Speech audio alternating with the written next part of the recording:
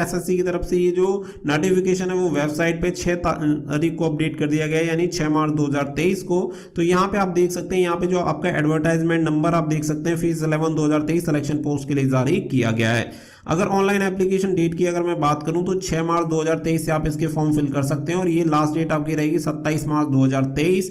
तो ये डेट आपकी रखी गई है, लास्ट डेट एप्लीकेशन आप सभी को बता दिया गया। साथ ही में यहाँ पे आप सभी जो ऑनलाइन फीस पेमेंट रहेगा वो 28/3/2023 तक कर सकते हैं। साथ ही में ऑफलाइन चालान अगर जनरेट करना चाहते हैं तो 28 मार्च 2023 तक कर सकते हैं और चालान के थ्रू आप अपनी फीस 29/3/2023 तक कर सकते हैं। यहाँ पे आपको करेक्शन का भी ऑप्शन दिया गया है, तो 3 अप्रैल से लेके 5 अप्रैल के बीच में अगर आपसे कोई फॉर्म में गलती हो जाती है तो आप यहाँ पे करेक्शन कर सकते हैं।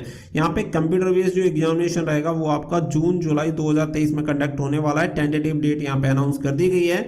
ये वैकेंसी आपकी जो रहेंगी वो मेल एंड फीमेल दोनों कैंडिडेट के लिए रहने वाली है। साथ ही में अगर मैं क्वालिफिकेशन की बात करूं, जैसे कि 10th हो गया, 12th हो गया एंड आपका ग्रेजुएशन हो गया, तो यहाँ पे 10th 12th एंड ग्रेजुएट सभी पास कैंडिडेट के लिए यहाँ पे वैकेंसी निकाली गई है। एज क्राइटेरिया मिनिमम 18 साल और मैक्सिमम 30 साल होता है जनरल कैटेगरी के लिए। वहीं पे अगर आप बिलोंग करते हैं ओबीसी कैंडिडेट के लिए तो यहाँ पे 3 साल का एज रिलैक्सेशन मिल जाएगा। अगर आप बिलोंग करते हैं एससी या एसटी से तो 5 साल की आपको उम्र में छूट मिल जाती है। तो ये तो हो गई बात कि कौन इसके लिए अप्लाई कर सकता है, क्योंकि यहाँ पे कोई फिजिकल वगैरह नहीं होता, केवल आपका रिटन एग्जामिनेशन होता है, उसी के बेसिस पे आपका सिलेक्शन होता है। कुछ पोस्ट ऐसी होती हैं जिसके लिए आपको स्किल टेस्ट देना होता है। तो ये हो गया पूरा प्रोसीजर, इससे ये आपको क्लियर हो गया होगा कब से फॉर्म अप्लाई करना है, कब से नहीं करना है, कौन इसके लिए अप्लाई कर सकता है, कौन इसके लिए अप्लाई नहीं कर सकता है। इसके बाद आगे बढ़ते हैं और आप सभी को पूरी इंफॉर्मेशन देते हैं। अब बात कर लेते हैं आपकी क्रूशियल डेट के बारे में कि जो आपकी क्रूशियल डेट रहेगी वो क्या रहेगी, कब से आपकी उम्र की गणना की जाएगी। तो यहाँ पे आप सभी को बता दें कि आपकी जो उम्र की गणना की जाएगी वो की जाएगी 1 जनवरी 2023 से। इसी दिन आपकी उम्र कम से कम 18 साल होनी चाहिए और मैक्सिमम होनी 30 साल। बाकी का अगर जिस कैटेगरी से अगर आप किसी रिजर्व कैटेगरी से बिलोंग करते हैं तो उसके अकॉर्डिंग आपको उम्र में छूट मिल जाएगी। वहीं पे क्वालिफिकेशन की अगर बात करें तो क्वालिफिकेशन सर्टिफिकेट जो होने चाहिए वो 27/3/2023 तक आपके पास कंप्लीट होने चाहिए। अगर इसके बाद के हैं तो आपके डॉक्यूमेंट्स को कंसीडर नहीं किया जाएगा। तो ये तो हो गई आपकी क्रूशियल डेट की बात की कब से आपकी उम्र की गणना होगी और साथ ही में आपकी क्वालिफिकेशन जो होनी चाहिए वो कब से आपकी होनी चाहिए। इसी के साथ यहाँ पे बात की गई है कि कैसे आप इसके लिए अप्लाई कर सकते हैं। तो ऑनलाइन आपको इसके लिए अप्लाई करना होगा।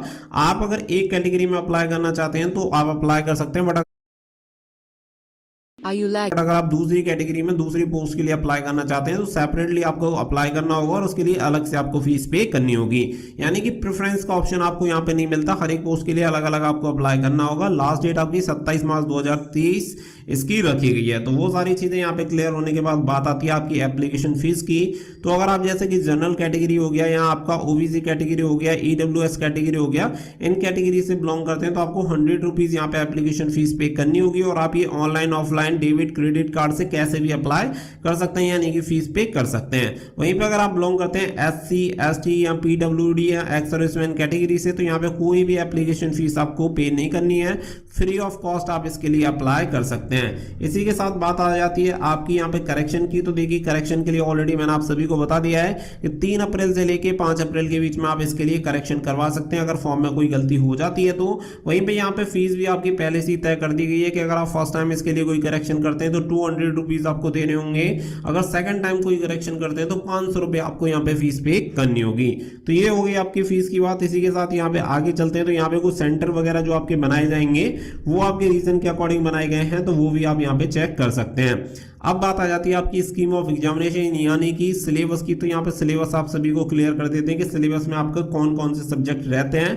तो टोटल आपके 4 सब्जेक्ट रहेंगे, बट आप सभी को बता दें कि ये जो आपके सब्जेक्ट रहेंगे इसका लेवल चेंज हो जाएगा। जैसे कि अगर आप 10th लेवल की वैकेंसी के लिए अप्लाई करते हैं तो 10th लेवल जैसा आपका लेवल रहेगा। अगर आप 12th के लिए अप्लाई करेंगे 12th वाली वैकेंसी के लिए तो उस जैसा आपका रहेगा। लेकिन यहाँ पे जो सिलेबस रहेगा वो आपका सेम रहेगा, सिर्फ लेवल आपका चेंज हो जाता है। तो टोटल आपके यहाँ पे 4 सब्जेक्ट रहेंगे। पहला सब्जेक्ट है जनरल इंटेलिजेंस यानी कि रीजनिंग। हर एक सब्जेक्ट में टोटल 25 क्वेश्चन पूछे जाएंगे, हर एक के लिए 2 नंबर आपको दिए जाएंगे यानी कि 50 नंबर आपको मिलेंगे। जनरल अवेयरनेस में भी 25 क्वेश्चन, क्वांटिटेटिव एप्टीट्यूड यानी अर्थमेटिक में भी 25 क्वेश्चन और इंग्लिश लैंग्वेज में भी 25 क्वेश्चन। तो यानी कि टोटल नंबर ऑफ क्वेश्चन पूछे जाते हैं 100, जिसके लिए 200 मार्क्स आपको दिए जाएंगे यानी कि हर एक क्वेश्चन के लिए 2 नंबर आपको दिए जाते हैं। 60 मिनट का आपका पेपर होता है। कुछ पीडब्ल्यूडी बीएच वगैरह जो कैटेगरी है उनके लिए 80 मिनट यहाँ पे अलाउ किए जाते हैं।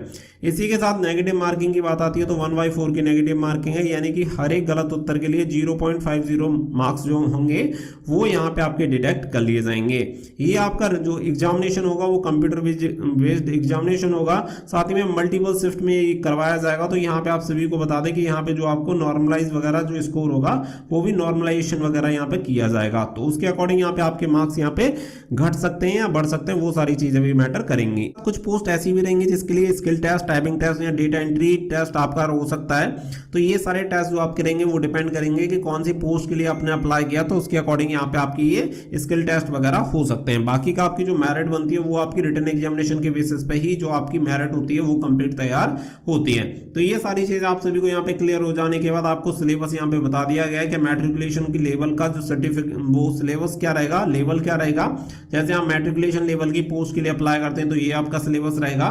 10+2 यानी हायर सेकेंडरी के लिए पोस्ट के लिए अप्लाई करते हैं तो ये सिलेबस रहेगा।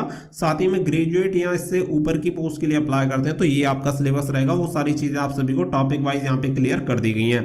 तो ये पूरी चीज क्लियर हो जाने के बाद आप सभी को ये क्लियर हो गया होगा कि कौन सी पोस्ट के लिए आप अप्लाई कर सकते हैं, क्या सारी चीज हैं, आप एलिजिबल हैं या नहीं। इसके अलावा यहाँ पे कुछ इन्फॉर्मेशन आप सभी को दी